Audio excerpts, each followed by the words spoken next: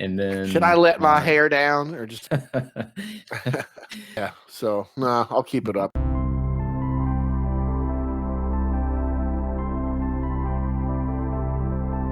hey, I'm Kevin Taylor, Reverend Kevin Taylor with the ADL, and I'm here today with Reverend Dale Allen Hoffman, who is in the process of launching his course, Introduction to Aramaic Toning, on the ADL website. And so, with this video, just wanted to introduce you all to Dale and hear a little bit of the backstory of the course. And then we'll get into some of the actual technical processes of him actually creating the course. But to kick things off, Dale, how about you just introduce yourself and tell us how you got started in Aramaic toning? Well, I've been doing this a long time.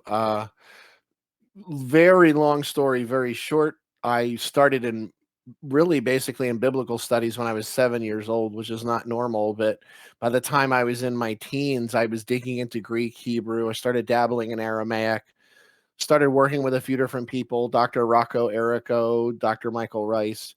And the thing about Aramaic, that's the number one, it's the language Jesus spoke. I tend to focus more on northern Galilean Aramaic, which is a little different from the Judean in the south, which is a little more guttural.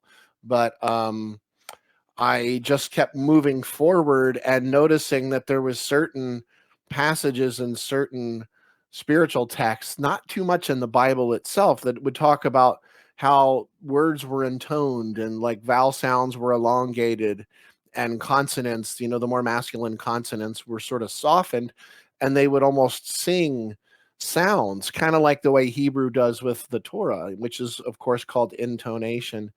And then at some point, I guess it was about 25 years ago, I just kind of created the phrase Aramaic toning. And of course, I own AramaicToning.com and all these other things, but no one had ever really enunciated it in that way.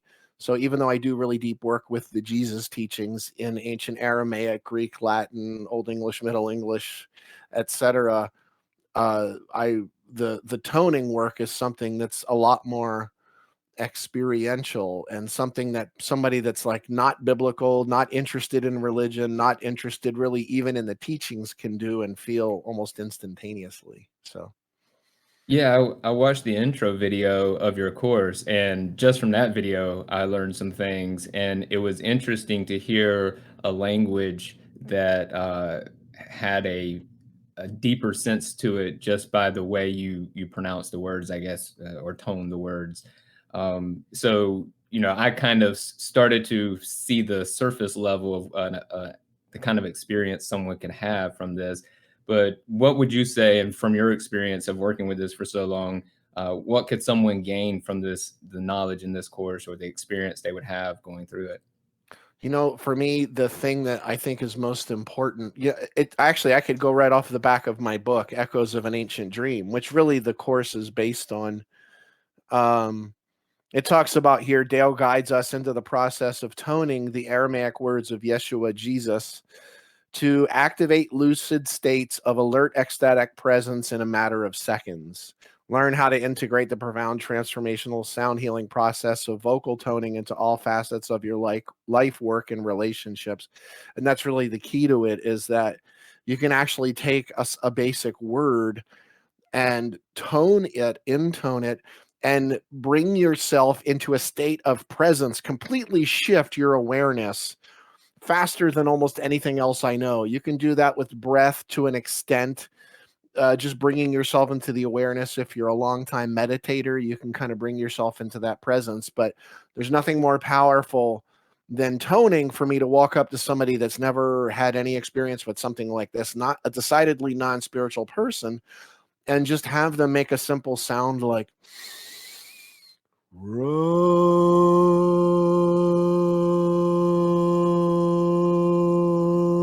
not going to last forever here, but just that I can feel the effervescence moving through my body temple, and I'm in a completely different state, not just because of the sound itself and those frequencies, but just the act of breathing out changes my state of awareness.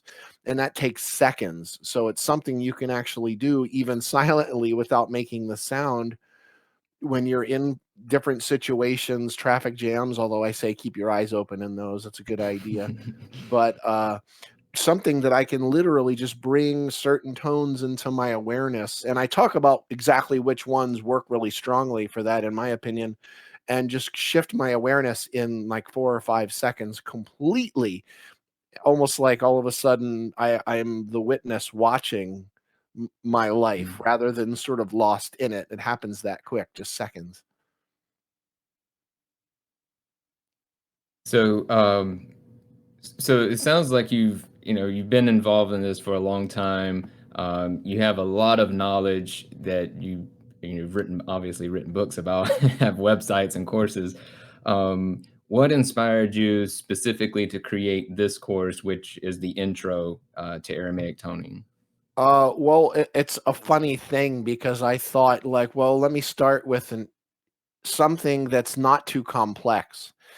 In my mind, I'm like, oh, I'd love to do an Aramaic Lord's Prayer course. And then I start thinking my way through it. And I'm like, well, for me, that's probably 20, 25 hours of video, all these different layers for each line, each word, each letter in some places. And I'm like, okay, that's too much. And I'm looking, what about the Aramaic Beatitudes, the Blessed Are statements? I'm like, oh no, that's probably even bigger. What about the I am statements from Jesus? Well, maybe, but that seems too big.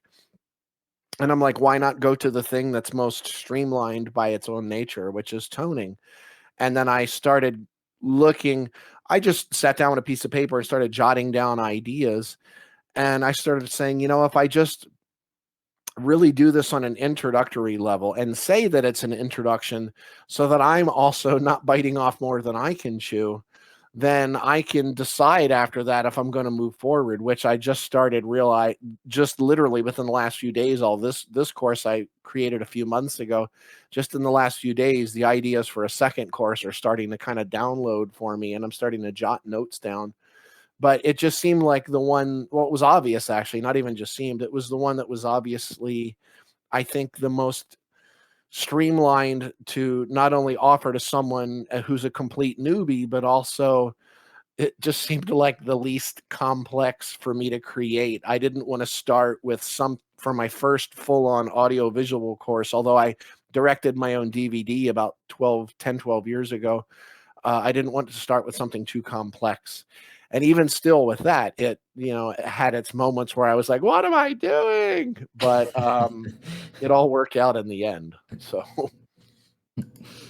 Yeah, those things do tend to work themselves out as you're working through them. It seems like in my experience of doing media production, it's just getting started and putting your focus and intention in a direction, a general direction, and then as you start working through it, those things tend to start revealing themselves. yeah, Um, they do. What's yeah, important sort of rises to the top, and the rest right, that you thought was a detail maybe a week ago just kind of sweeps away. Yeah. right. So, so with your course, are there any tips that you would give to people who are participants in the course to help them really get the most out of your course? Because it is an on-demand course, so they can go through it at their own pace. Yeah. And I know from having taken some of those that sometimes uh, those are the ones I don't finish because I'm like, oh, I can go back anytime, and then I just forget about it. So, but anyways, with it being an on-demand course, do you have any tips, not only from the style of the course, but also the content of the course? Any tips to help participants get the most out of it? Yeah, definitely one part of it is not to rush through it. You will you'll fry your sockets. I mean that literally. If someone, it's only 2.5 hours of content, but if someone were to go into it and really just think, oh, it's only going to take 2.5 hours to get through this. If you actually, because especially when it gets into the full-on toning part, especially the words of Yeshua, I literally tone them with you and you're doing it with me. And I know what it's like for me, having done this for over 30 years. I know what it's like just toning one word, say 7 times, and how, you know, people in our culture, I think we tend to rush. We do some great spiritual thing and then rush to the next. And it's not going to help you in this situation. Really, it's a matter of taking your time. And I would love to say, well, take a chunk each day, but the thing about that is everybody's different. What I have told some people have a completely open schedule, so they can get through the whole thing in a day. They'll tone one, but the thing I really recommend is not rushing to the next one, not rushing to the next chapter over and over, but really being able to, the words of Paramahansa Yogananda, he talked about how after the act of toning something, you would get to this place that he called that sweet nectar of immortality, where after the reverberations were sort of dying down, after you've done all of that physical toning, you still have all these almost like echoing vibes and harmonies and all these different things going on in your system. And I really encourage people in the course to be with that, sit with it, be aware of the rise and fall of the breath, be aware how, I always have my gadgets, but the energy body, the temple opens up, and don't rush to the next thing because you're going to collapse it down, but actually allow, as that opening is happening in the toning, and then right at that sort of climax of the toning, you get to the place that was an idiom in Aramaic called the pinnacle of the temple, which doesn't mean climbing up on a tower. It's a ridiculous, awful translation, but it means that the energy body feels essentially that it's so wide open that almost like you feel like you're on the edge of bursting, so to speak. And that's what toning does. And for me, I really encourage people to allow the energy body not to rush, but to just slowly come back down and to savor all that's going on in there. You've literally got a full on orchestra of all these different things happening. So, like I tell people, and then after that, you sort of get back into your normal state. Maybe you want to go to the next tone. Maybe you want to wait till the next day. I think it'll be different for all kinds of people. But I'm not aware of too many people who weren't so almost wired from one that they didn't go to the next. People are they stay pretty connected in the course. The people that I've shared it with, they're always like, "Ooh, what's the next one? What's the next one?" So just try not to be too cognitive, I say, and just allow yourself to stay on the feeling level with it, and it'll just guide you. Yeah, I think for a lot of people who have attended or participated in other type of spiritual energy type workshops or experiences, we can relate to that expansion. And doing things virtually, we do tend to be more intellectual about it. But the whole process of it is the experience. And so I think that sounds like great advice to me. Is just once you've created that experience, just kind of sit in it and experience it fully. So I Yeah, think that's and a don't, great idea. don't rush to the next thing. Yeah, Yeah. because if people try to rush through these, their sockets will be fried, or they'll just skate over the surface and not get anything out of it. So Right. yeah, So, so now let's move into a little bit of your behind the scenes process of actually creating it. So you talked a little bit about your process for narrowing down the topic. You were really just looking for something that was kind of easier to manage as far as the topics go to get going. But once you had chosen your like overarching topic, what was your process for identifying the individual lessons? Because I know a lot of times, especially for people who have a lot of knowledge on a topic, there's so much that you want to share that sometimes it's hard to like whittle it down to what's useful. I know I have in marketing and things, I have the tendency to just overload people with too much I've done information. that too. Yeah. And so I have to like hold myself back. And sometimes it's more of a challenge, I think, on my end to present the information that's most useful to them. But I would love to hear what your process was like for this course for creating the individual lessons. Yeah, funny because it was kind of similar to writing a book, but much more streamlined. I actually went and just bought a stack of spiral notebooks, and I dedicated one to the course and opened it up and started just with a circle in the middle of the page. I got to say, this is an outlining technique I learned from a friend of mine named Hal Zena Bennett. Hal was a ghostwriter for Dr. Phil McGraw, Gabrielle Roth, Shakti Gawain, all these great writers. He actually has written a lot of the biggest spiritual books of the last 25 years. but I don't even know what some of them are because he's not under contract to be able, he's under contract and can't talk about them. So there's Wow. several huge spiritual teachers out there that he wrote their books, not them.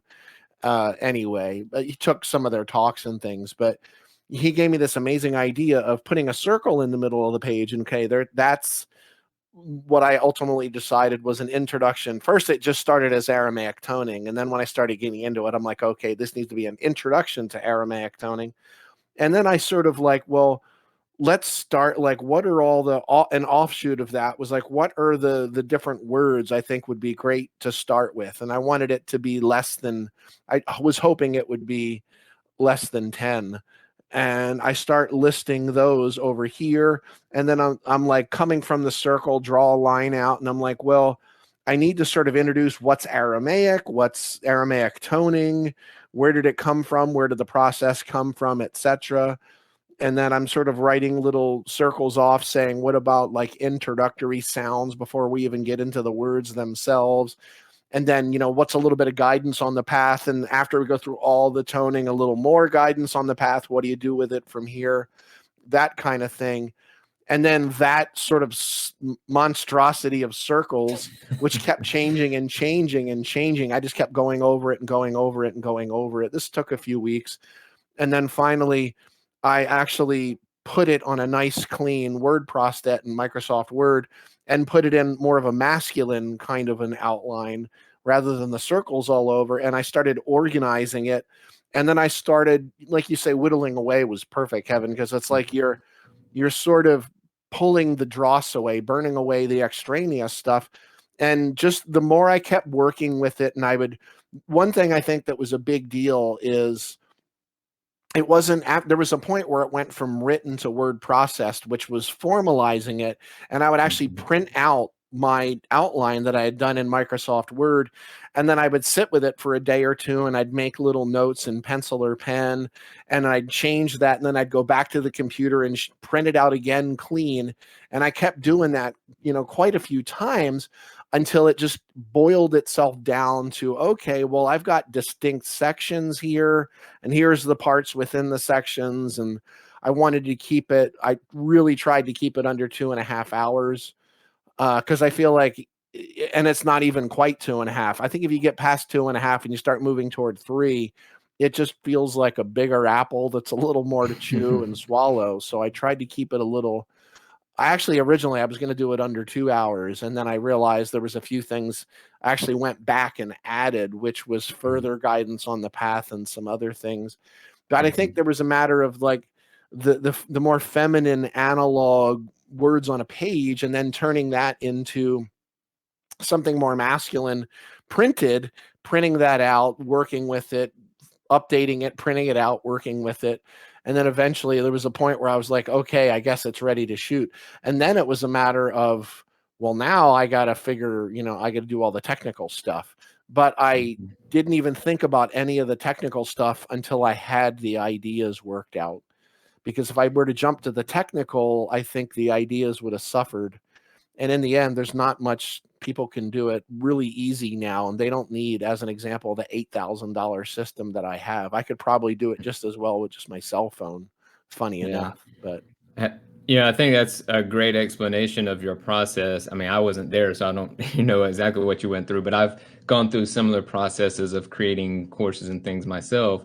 And when we see the finished product, it's kind of like, a music star or something like that. You see a music artist kind of make it into the big scene, and it looks from the outside like it was an easy process, not understanding, that was a 7 or 10 year commitment to get there. overnight success. Right. Right. And then, courses are the same way because your production on it, the video quality and all of that is so good. I think people going through it and experiencing it would think, oh, well, he's just a natural. This stuff just, flows.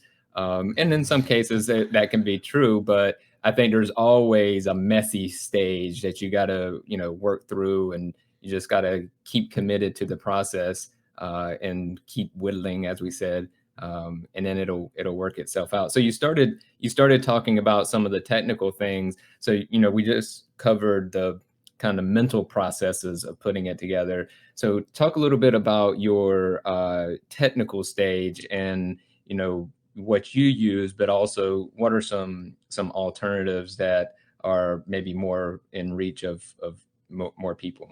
Yeah, well, I mean, the camera that I use, people don't have to go out and buy a Sony A7R3. They don't, need something like that. But I first thing I did was I thought, well, it's actually a lot. People don't realize it unless you have like really natural light in the room you're in. Like right now, I'm in my office and the lighting's awful. I have a little light over there, so I'm using artificial lighting, and it don't look so good.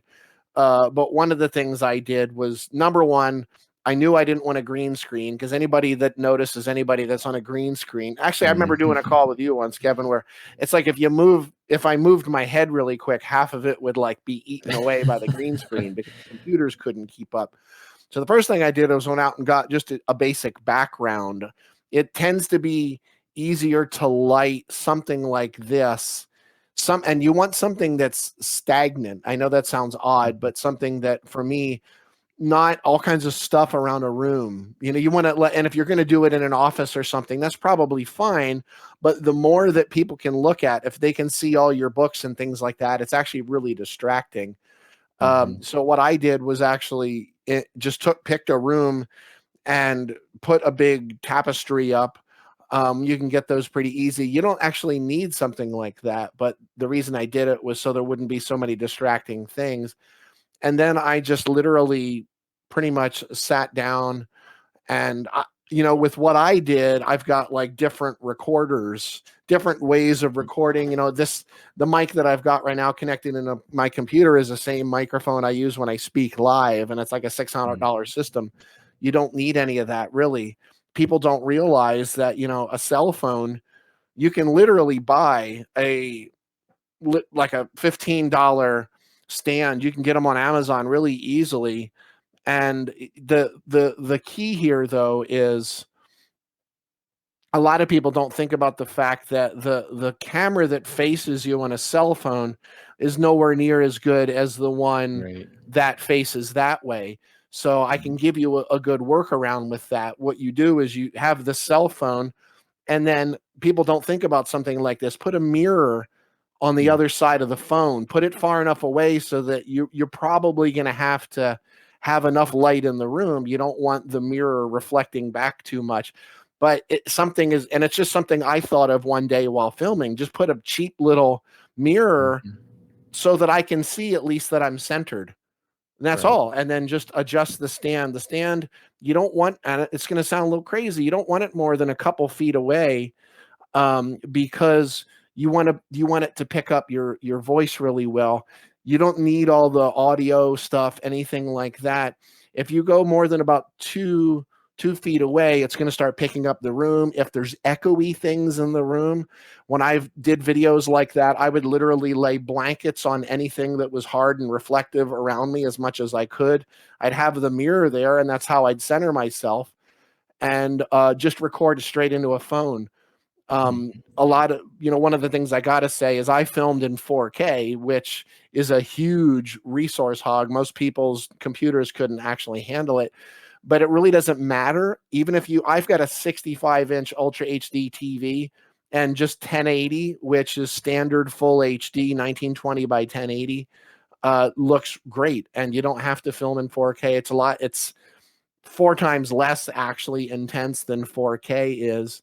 And it comes out with really good quality files. And then from that point, it's really important to really keep track of what you're recording, to not sort of record so much and lose track of what all the chunks are. If you've got the reflection of the phone in the mirror, you can see if it stops. If it stops, start again, and be ready too that maybe a couple chunks aren't going to work. Maybe what you said wasn't too great, or maybe the audio got weird, or maybe the dog came in and started going ballistic. I've had all that happen. Phones ring, you forgot to turn it off. Be ready to go back.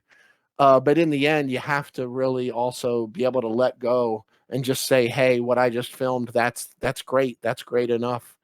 And don't nitpick yourself to death, because you'll never get through it if you start doing that too. Yeah, I completely agree with what you just said. I do a lot of training videos and daily. I'm doing multiple videos, and that's the one thing that I've had to learn is recognizing what's good enough. And I follow this called the Pareto principle or the 80-20 rule um, of that. If I feel like it's about 80% of what I would consider perfect, then that's good enough because chances are other people aren't even going to realize what that other 20% was that was I thought was missing. Yeah, and I've done that. I've ripped my hair out perfecting things, and then in the end, people are like, "Oh, really?" They didn't even notice it. So, Right. Don't even or notice you'd the end little up detail. going back to music is like that too. People would spend weeks on one song, and then they'd go in, they'd move on to something else. They'd go back and on the first take nail it 2 weeks later. Mm, So, I mean, yeah. yeah, you got to let go. That's an Yeah. important part of creation. Yeah, and then the other thing you mentioned, you were talking about the audio quality. That would be something else I'd highly recommend paying the most attention to because Yeah, studies have number shown one, really. that, yeah, studies have shown that even if the visual, the imagery is completely blurry, you can't see it, but the audio is clear, people will stay tuned in. But if the image is clear, but the audio is staticky, you lose them. I guess just as Yeah, I humans, was we're gonna more say I've sensitive got to like a sound. I don't know. I don't want to get off camera, but I've got a little box that I use that actually you can find them on Amazon for like 50 to $100 where they actually have good enough mics or even ones that you can mount on a cheap mic stand or a cheap stand, duct tape Hmm. it if you have to, as long as it's off camera, nobody's going to know.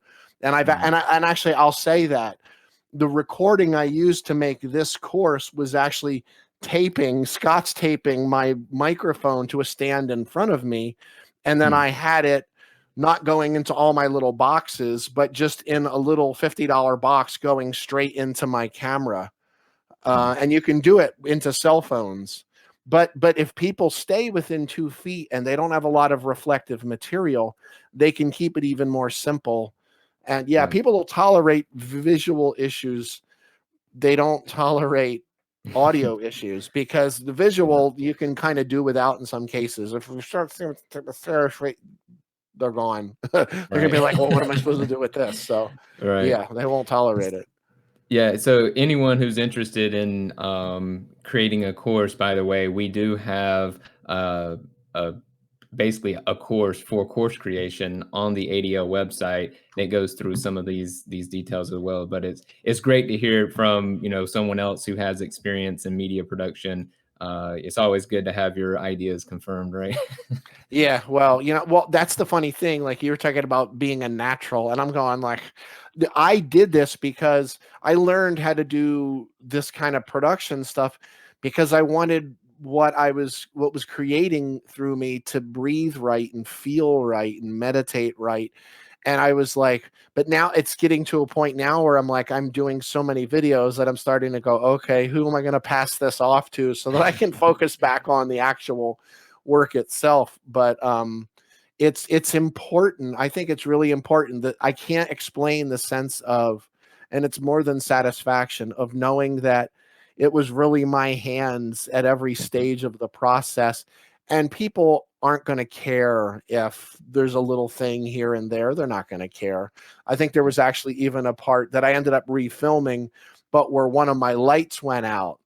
And I continued as if it was going to go, but then the camera stopped running too. So I'm like, okay, I'll refilm it. But I was going to leave it with like half of my face in the dark. It would have been really profound, I guess. But just people, there's nothing like I Reverend Ron Roth, who was a big inspiration for me. I remember him saying he believed that we're most like God when we're creating. Doesn't matter if it's a book or ice cream or whatever it may be. It's really, there's something about just the act of creating, and I think people would be surprised how much that sincerity makes it through to the Mhm. person who's viewing it, and how much you can touch people. Some of the most amazing things I've ever seen were just awful quality videos, but the audio was good enough And the and I message was stayed clear. tuned in. If the audio goes out, there's no reason to tune in because Right. you're not going to get anything out of it. So Yeah. Yeah. Yeah, and I think it's you kind of mentioned this or hinted to it, but recognizing what your strengths and what your interests are. Some people may not feel that, that same guidance to do the creation part, Yeah. but they have the message. And so being willing to reach out and just ask people for help.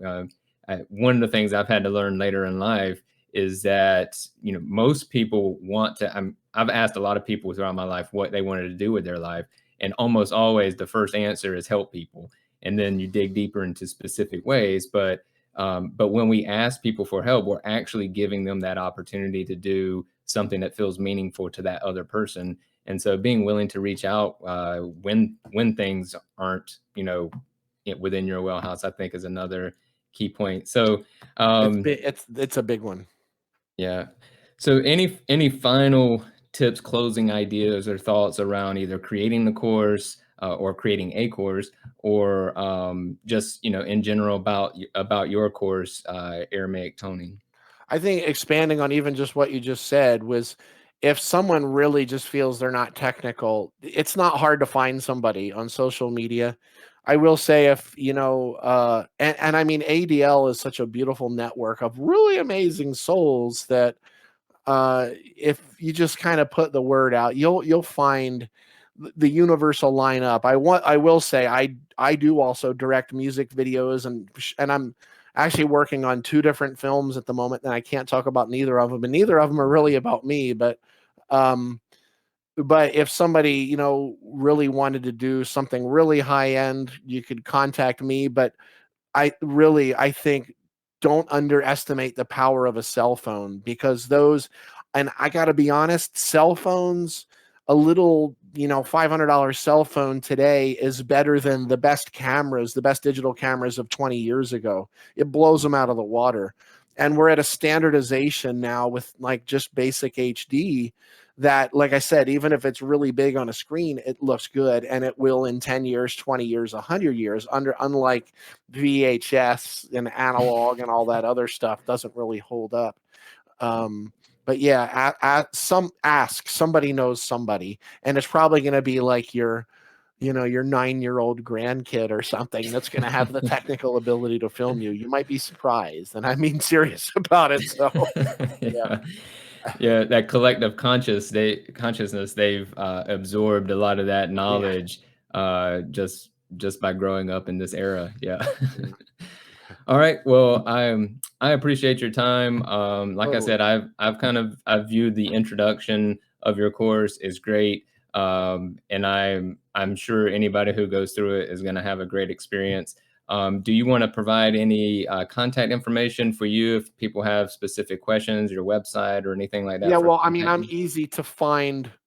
My website's just daleallenhoffman.com, DALEALLENHOFFMAN.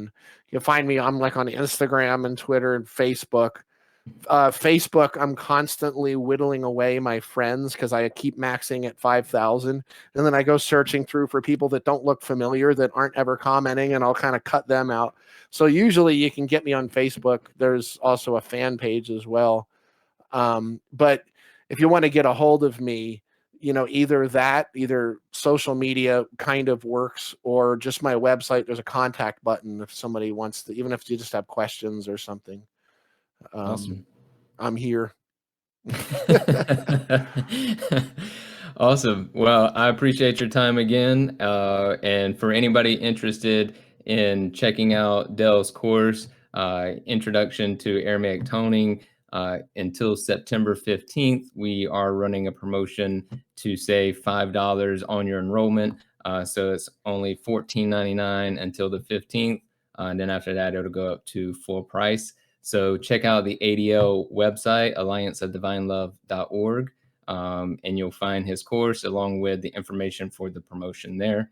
But again, appreciate your time, Dell. And anyone who has questions about your, signing up for your course can reach out to ADL support. We'll help with actually, getting you into the course.